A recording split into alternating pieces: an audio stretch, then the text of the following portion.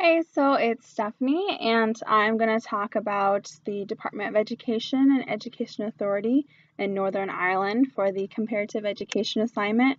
This assignment was originally given to Cassie, but I am doing it because she did the potato famine assignment without me.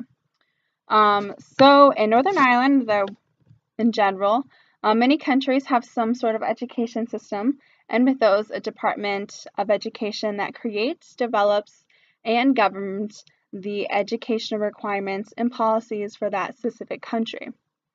The small country of Northern Ireland has its own ways of handling the multiple sectors within the Department of Education and Education Authority.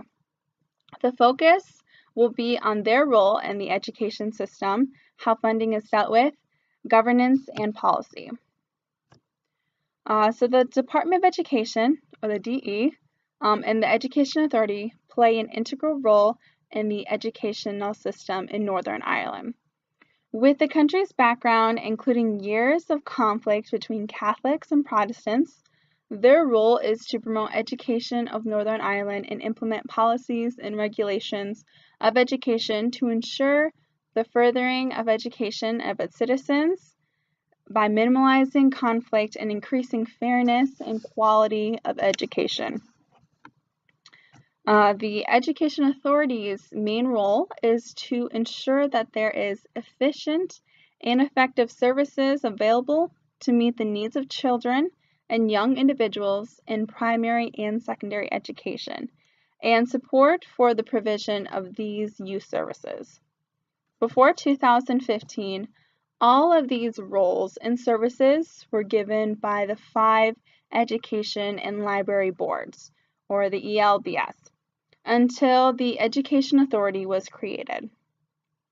On behalf of the authority, there's a sub-region known as Classroom 2000, or C2K, and that's responsible for providing communications, services that are managed by technology, and other information that to all the schools in Northern Ireland.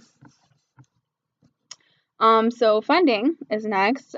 Funding in the Department of Education and for education at all levels is provided by the Northern Ireland Executive, and that determines overall spending priorities.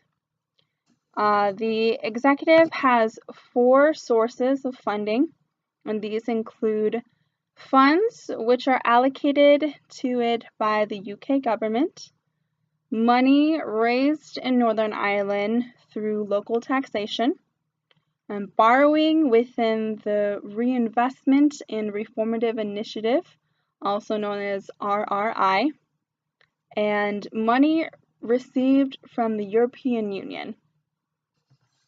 Next is governance. Governance of the Department of Education have principal areas of responsibility, and these include preschool, primary, post-primary and special education, youth service, the promotion of community relations within and between schools, and teacher education and salaries. Next is education policy. So in regards to education policy in Northern Ireland, there's been many changes and actions set in place. With history comes religious segregation in the schools, and although some are trying to end academic selection at age 11, it is still an option for students. And there's also been a recent push toward integrated schools since establishment. A modern curriculum is in place which aims to prepare students for the workforce by concentrating on developing transferable skills with a stress on information technology, and through the increase of area learning communities, there has been a growth in collaboration between schools. According to McGuinness, there is a strong accountability agenda driven by the Department of Education, or the DENI, Northern Ireland, and the Education Training Inspectorate, which is ETI, They create a climate of performativity among head teachers. In addition, the importance of school leadership development is being addressed to a certain extent.